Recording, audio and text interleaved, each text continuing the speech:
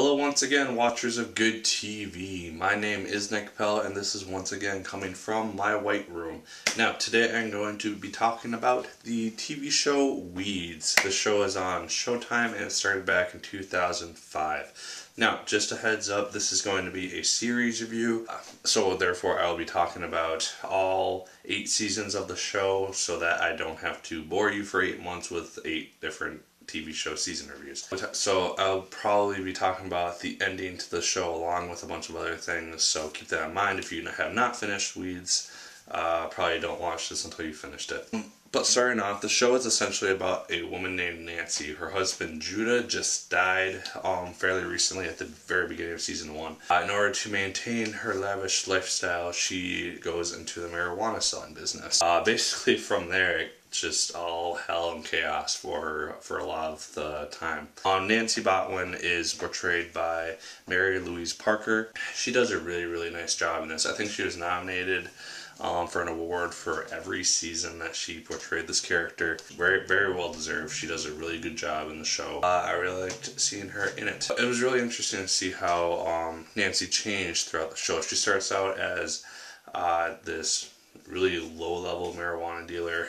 She got her supply from Celia, Conrad, all these people, and she kind of just goes into it, kind of starts to learn the business aspect of it, and that's kind of how the show goes for the first 3 seasons or so. Until Agrestic, which is the main city for the first 3 seasons, burns down, and then they go to Renmar in Southern California, and which is right on the border of Mexico. And then we start off with the big Mexican drug cartel kind of narrative that goes on for about 3 seasons, in which she deals with obviously the Mexican drug cartel, along with a drug kingpin, Esteban Reyes, Guillermo, and just a bunch of other people. That saga was actually really interesting to see.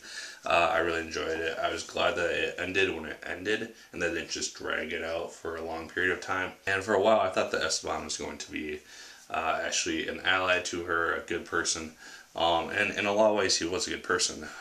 He obviously cared a lot about Nancy, he cared about his son, and he just was very conflicted, and he couldn't have everything that he wanted. When the whole family was trying to flee from Esteban, finally, at the end of season 6, she gets herself caught by the FBI, I think, and so she spends 3 years in jail or prison, is released into a halfway house in New York, and basically very slowly starts up her drug trade again. Yeah, at the very end of the series, we fast forward 7 years, and we see how life has turned out for a lot of these characters. For Nancy, for Andy, for Silas, for Shane, for Doug, for Stevie, for a lot of these main characters who have been very influential for the show. We see a lot of characters come back from previous seasons, and that's just kind of a cool thing to see. And I'll talk about the ending towards the end of this video. But overall, I thought that Nancy Botwin's story is very interesting. It was very cool to see. I thought it was a very accurate portrayal for the most part of what someone would be going through if she did all these situations. I thought it was a little unrealistic by the fact that she got out of a lot of these situations and she didn't get killed for a lot of it.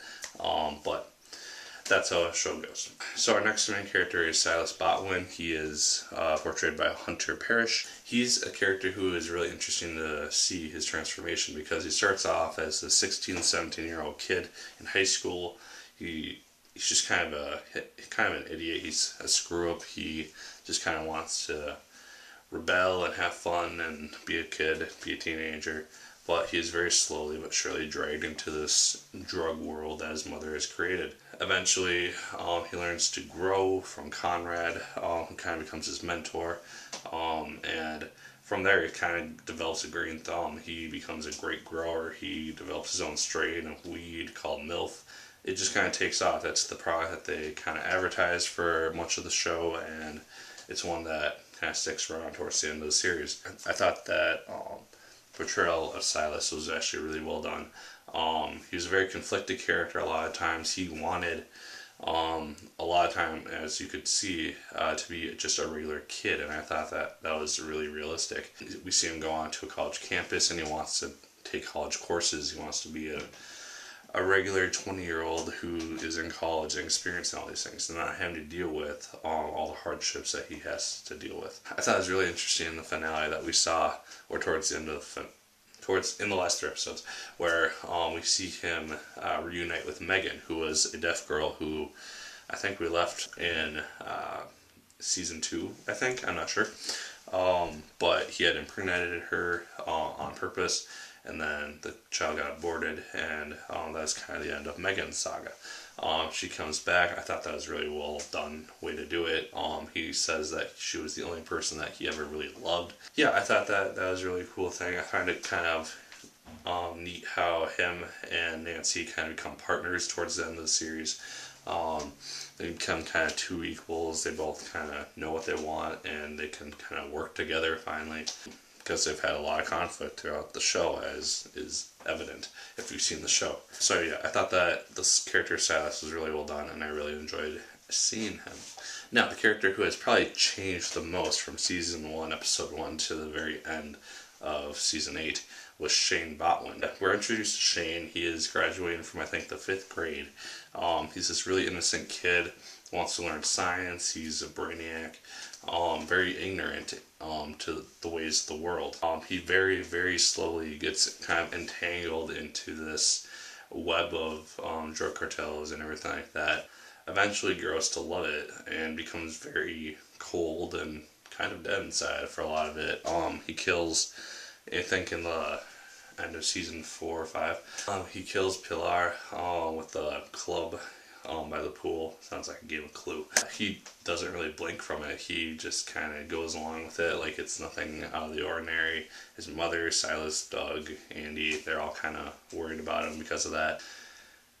Yeah, eventually he joins the police force at the very end of season, or at the very beginning of season 8. Kind of gets into the whole thing in season 7. Yeah, he develops a relationship with a police officer who ends up being both a positive and negative influence on him. Positive in the sense that he gets him involved in the police academy, but very negative in his everyday actions as kind of a drunk. And during the kind of flash forward 7 years later, we see Shane kind of resembling him a lot. He's got like a hooker by him. He's got alcohol in the little container.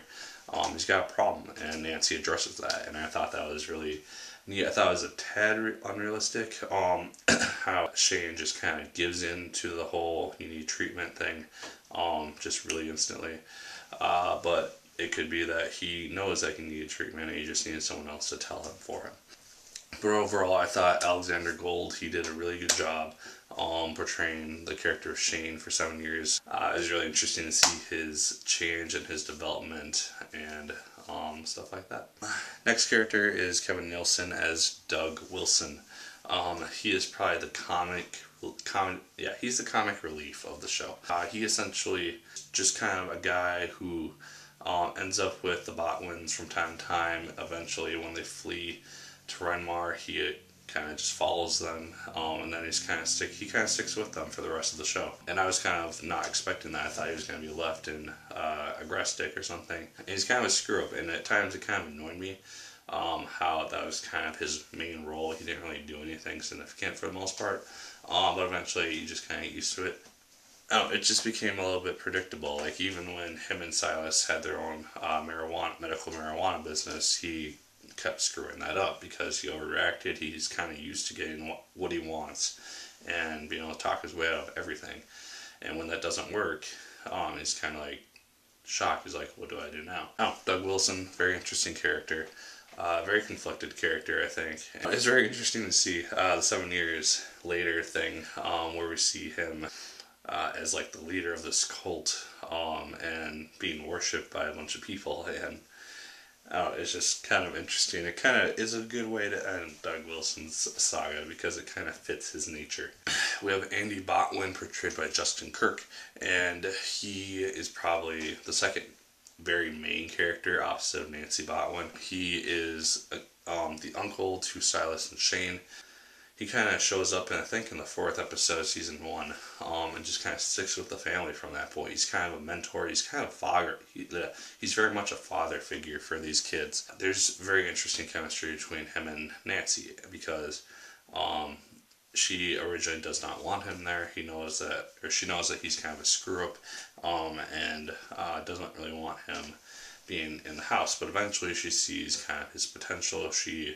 She uses him a lot of the time towards the later seasons, which kind of was very sad because if you've watched the show, you can kind of tell all Andy ultimately wanted was Nancy. He wanted her love, her approval, her affection, anything, and she never gives that to him. He asks her multiple times to release him from that, let him know that nothing will ever happen, so that he can kind of move on. And she never really does that. She sees that he's valuable in a sense, but she never really wants to admit it until the 3rd to last episode in season 8, where he basically confronts her about this. He tells her, "I'm going to leave," and she sees that she's losing someone that she actually really cares about. But he does take off, and the 7 years later thing, knowing that he ended up with basically what he wanted, which was a child that he was able to raise, child that was his own. I thought that was really cool, and then seeing him and Nancy kind of rekindle a little bit, but it was good that they had him not just come back to her like a hurt puppy again, and basically tell her that I can't be around you. It's not good for me, which is true, and it's good that he made that realization and he realizes that he likes the life that he has and he doesn't want to lose it. And so yeah, the character of Andy Botwin, very very cool character. One that I really enjoyed watching, and really neat character to see. And our last kind of main character is Celia Hodes, portrayed by Elizabeth Perkins. This was a character which really annoyed me for the majority of her time on screen. She was basically mother of Isabel, and the wife of Dean at the very beginning of the show. And she's just kind of a selfish, manipulative person. She just kind of gets what she wants. She doesn't really care about anyone else. And just kind of uses someone. She's kind of similar to Nancy in that sense. Nancy is very manipulative. She gets what she wants. She knows how to use people to her advantage, and Celia kind of does the same thing of it. And she's alive most of the time because of Nancy, even though she kind of resents Nancy at the same time. One thing that did kind of annoy me about the show and how that dealt with Celia is we see her at the end of, I think, season 4 or 5. She basically has started her own drug circle. She has a group, and it ends kind of the same way as season 1 did with Nancy. She has her group of people who are gonna kind of be her team to work with, and we see that, and then nothing else of Celia Hodes. We don't know what happened to her. We hear a little bit about what happened to Isabel. We hear, and then we see Dean a few times throughout the rest of the show, but we never figure out what happened to Celia, unless I missed a line or two somewhere in there which told us what happened to her. I would have really liked an episode just called "What Happened to Celia," and having Dean tell what happened after she kind of developed her whole thing, seeing if she got killed, if she made it big, what happened, or at least being able to see her in the finale episode with the party and all the guests and everything. That would have been nice, kind of some closure, but I felt that while I did get really annoyed by her a lot of the time and just her character in general, it would have been nice to finish off that character in a nice way. But yeah, those are the main characters that I thought were important to Weeds. There are obviously many other characters in this show that were significant to the show in general. Obviously I can't talk about them here, else this would go for about an hour, and I don't want to do that. So, if you want me to talk about or give my opinion about any sort of characters or interactions or anything about the show in general, leave them in the comments and I will answer them to the best of my ability. As a plot, I really did enjoy the show. It was a really well done show. It's been compared to Breaking Bad a lot because it's kind of the same concept, but it's not. At the same time, Breaking Bad came out in 2008, I think. This came out in 2005. And this is more of a comedy, while Breaking Bad is more of a drama. I'll be talking about the series Breaking Bad next month. Yeah, as a whole, in terms of enjoyment, I really did enjoy Weeds. I thought it was a really, really well done show. It takes a few episodes to really get into it and start to be invested into these characters. But seeing Nancy Botwin's journey from her first cell to being on the run, to marrying a drug kingpin, to being shot in the head, which I didn't really expect her to recover completely from. But she does, and she kind of goes into the business of selling marijuana legally. And then we get to the very finale part. And this is at Stevie's bar mitzvah. Just at the very end, Nancy has her talk with Andy, and she goes out onto the porch. She sits on the steps. We have Doug come out in his little uniform. He sits down on smoking a joint, passes it to Nancy. She refuses it. We have Silas come out. He comes out, he sits down, he takes the joint. We have Shane come out, he takes it, and then last but not least, we have Andy that comes out. He sits down, he takes it, he passes it to Nancy, and she takes it. Kind of shows that at the very end of it all, Nancy still has people that are loyal to her, people that love her. She has her family. She might not have gotten everything that she wanted. She doesn't have Andy. She doesn't have her business entirely. She sold it at the very end of it. She doesn't get everything that she wanted, but the one thing that she truly did want, above all else, was her family to love her and know that she cared about them and was doing what she thought was in their best interest. I think Silas put it really well in one of their last conversations, which was, were you a perfect mother? No. But do I go around every day resenting the childhood that I had or the decisions that you made? No, because he is able to wake up to a wife that he loves, to a child that he loves, and go out and grow his plans. He's happy. I think that really says it really well. I really liked how it ended. It shows the whole group together, and it was really well done. That was my review of Weeds. I hope that wasn't too horribly long for you, but I really did enjoy the show. If you have Netflix, definitely check it out. All 8 seasons are on Netflix as of filming this video. That's my review for it. Like, favorite, comment, and subscribe if you so choose. I'd appreciate it immensely. And as always, my good people, my name is Nick Pell, and once again, keep on watching. Little boxes on the hillside, little boxes made of ticky-tacky, little boxes on the hillside, little boxes all the same. There's a green one and a pink one and a blue one and a yellow one. They're all made out of ticky-tacky and they all look just the same.